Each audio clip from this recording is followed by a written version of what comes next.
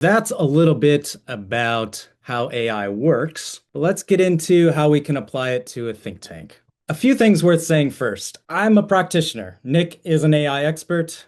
I'm kind of like you guys. I use AI every day. I've built things, I've experimented, I've talked to a lot of you about your AI use. The rest of this presentation is intended to be practical. It is not comprehensive. Already may be doing much of this, and that's great. And if not, I want to give you some ways to start and some ideas to try. The AI field moves very fast. What's true today may be outdated in 6 months. Let's start building the habit now so you can utilize those new tools and models in the future. Also, AI can help your work today. We have moved beyond theoretical. These tools can help you today, and think tanks in this network are using AI across a variety of different areas. I also want to warn you, I think the adoption gap will widen. Organizations not leveraging AI are in danger of falling behind. Your competitors, the opposition, will absolutely use these tools to get more productive and achieve more impact. I encourage you not to wait. So, what does AI mean for think tanks? Well, if we got a dozen of you together, we could come up with a lot of different answers, but I want to give you a few thoughts.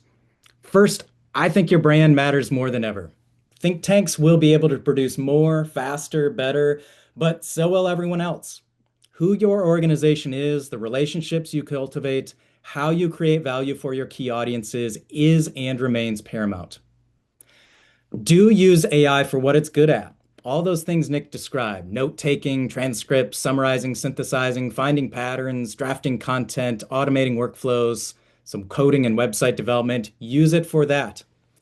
And then double down on what AI cannot replicate, the relationships with lawmakers and donors, community trust, local knowledge. Investing in a durable freedom infrastructure is still a good bet in the AI era. So, what I heard from a lot of people in the last few months when I talked to them about AI is that it's become kind of like their new Google. And I want to kind of start to move you off of that. So, I want you to go from thinking to think, don't just search. So I have found that AI rewards curiosity. You can red team your arguments, steel man the opposition. I invite clarifying questions. You have a 24/7 brainstorm partner that never gets tired of the hard questions if you develop the right prompts, as Nick described. I would encourage you to use it. There's some ways in which you can prepare for any type of meeting. Describe a meeting, a donor call, an interview, a legislative hearing, and start to anticipate the questions and objections you might face in that meeting. I talked to someone who talks to AI when they're on long drives and describes the types of industry and work that their donors work in so that they have sharper questions to ask that donor when they get to that meeting about their work. I hope a lot of you are summarizing and synthesizing your notes, your transcripts. AI is really good at that. Take that information and get it into something useful, a CRM or a project management tool. I'd encourage you to attack bottlenecks. I got this idea from the Mackinac Center. Come up with a dread list. Have everyone on your team write down the three tasks they dread the most. It's note taking, it's PowerPoints, it's updates, it's repetitive tasks. That list is a great AI implementation roadmap. Utilize AI tools and improve processes quickly. There's a lot of content, internal operations, job descriptions, onboarding documents, performance frameworks, staff and communications, another great use of AI models. And the test, we know AI can create average work fast. The test is whether AI is freeing your best people for better work or if you're just creating a bunch of average work. You can't get rid of human judgment in the process. How about updating your website for the AI era? So right now, when you start using some of these AI tools, AI is becoming an intermediary between your content and your audiences. There are some ways that you can structure your website accordingly. FAQ pages are really, really good idea. What is school choice? That is optimized for the AI era because, as Nick described, it operates on something like a question and answer format. Having a lot of FAQs, or I shouldn't say a bunch of FAQs, but having FAQs on your website is really rudimentary, but it's low-hanging fruit. Build topic landing pages organized by issue, not just date. Don't just have a running list of things based on how far back they go. A strong education policy page is going to signal where your authority lives, both to humans and AI. Create an impact page. How many families benefited? What bills passed? What did it cost taxpayers? Numbers, dates, attribution. If a donor or foundation asks AI about your think tank, that's exactly what you want the response to generate. And then make your experts and research findable.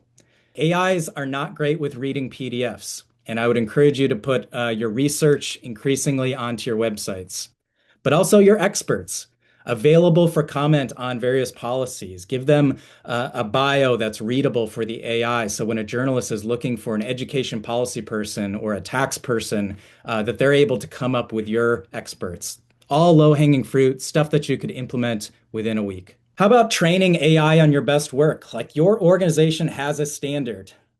You can capture what good looks like. You can feed AI your best op-eds, your strongest policy briefs, your most effective donor emails. Ask it to extract what they have in common, develop prompts based on structure, argument, tone. You can encode your standard and repeat it. How about all that institutional knowledge that often lives in the heads of senior people? What happens when they leave? Often you lose a lot of it. AI provides an opportunity to build the information databases and map your organization's relationships the way you've always wanted to. And how about on the front end, onboarding? What about a library of prompts and templates built on your best work, your mission and values, your style and tone, and your research? And that means your new staff get up to speed and are able to produce on-brand output from week one, not month six. Research and analysis. So the foundation of what we do at think tanks. So I have a few examples here. They're not comprehensive, but I'm encouraged that a lot of think tanks are starting to do this. Bill and legislative analysis and tracking, the ability to drop in a bill or regulation, having AI summarize key provisions, flag changes, identify costs, and tracking bills. Mountain States Policy Center built something called WONK. Virginia Institute for Public Policy built something called Forge. AI tools that query and track legislation. I'm sure there are a few others out there in the network as well. How about building an organization-specific research assistant? The Mackinac Center told me they are building an AI research assistant that's trained on Michigan law, regulations, AG opinions, court opinions, and existing Mackinac Center content so their researchers can move much more fast. And then, of course, there is turning dense research into interactive tools. Our world is full of data, but it isn't always accessible. AI makes this possible. The Pioneer Institute has built some land use databases and the US Data Labs. IRG in Wisconsin is building an AI-powered judicial scorecard dashboard. We have so much data, it's time to make it usable and searchable and legible. How about communications and marketing? One report, 5 formats, your voice. How about you build prompts trained on your brand guidelines and audience profiles, then turn any piece of research or content into a legislator memo, a donor email, a press release, a social post, a plain language summary every single time, not just when your communication staff has bandwidth. How about generating better headlines and hooks? Use AI to generate 5 options for any headline, a subject line, a social post, an email. There's a couple formulas that I like to use. I'll give them to you. There's novelty plus importance equals interesting. Curiosity plus conflict equals attention. Build that into your prompt and see what types of headlines you start to generate. You can simulate your key audiences, whether it's skeptical lawmakers, whether it's suburban moms. Run content by these AI personas. Your first-time donor, get some interesting feedback. Moving on to sharper fundraising and development. You will never replace relationships when it comes to development and fundraising, but you can improve processes.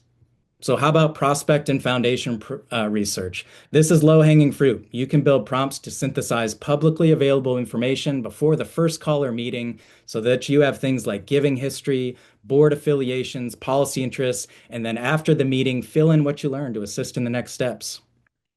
You can start to personalize outreach at scale. I got a message from Douglas Carswell, Mississippi Center for Public Policy. They merged 3 databases into one prospect list and built an automated outreach workflow for letters, emails, call lists that are generated weekly. There's grant proposals and reports, of course. AI can sharpen every stage of this process, drafting narratives from your notes and objectives, ensuring your proposal clearly answers each question and makes the strongest case for your organization. You can brainstorm metrics, and then, of course, you can tighten that writing to meet word counts. How about oversight at scale? The capacity constraint of government monitoring is increasingly gone. I want to shout out the Grassroots Institute of Hawaii. They built openhearings.com for all those government hearings and committees at the state and local level that are generating a transcript, that are streamed.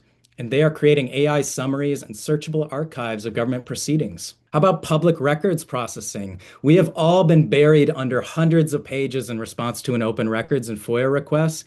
Ditch Control F, build a prompt, and analyze these records for the names, the programs, the budgets, and the nuggets that you are looking for. The main wire used AI to legally obtain documents from a government website when a records request was denied. How about budget contract regulatory monitoring? We know there are government contracts, budgets, agency filings. Build the prompts to evaluate how taxpayer dollars are being spent and track rulemaking and public comment periods. You can spot opportunities to engage, scrutinize, litigate. The main wire processed 50,000 state contracts and flagged spending that violates the state's own procurement rules. How about that? Will is demoing a new AI legal intelligence platform to keep up with regulatory comments and agency actions. All stuff that would have been extremely manpower intensive just a couple years ago are now available to us. And I want to encourage you to experiment, build things that work for you. And I want to give you a couple examples, not to be self-indulgent, but to show you what's possible just in a few minutes of your time. So, how to start building? Pick a problem, describe a solution, and ask AI to build it. So, AI coding tools are increasingly able to turn plain language into working applications. Sometimes this is called vibe coding. You need no technical or coding background to start doing this. You can build a prototype in an afternoon. Start small. Don't overthink it. Most of my experiments started as brainstorming that led to an idea that led to building a prototype or a project.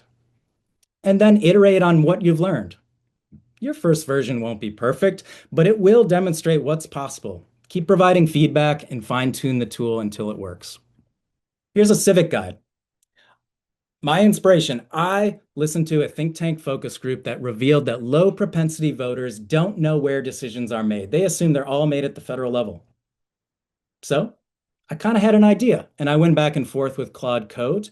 And in less than 60 minutes, I built a tool for my county in Wisconsin that takes questions from real voters and tells them where those decisions are made. I built this in less than 60 minutes. It's an app that I could make live tomorrow. This is such low-hanging fruit for our 501c3 organizations. You can fill knowledge gaps that you've always wanted to fill. Now, I don't know if this would work, but the ability to prototype it is quite easy. Why is my property tax bill so high?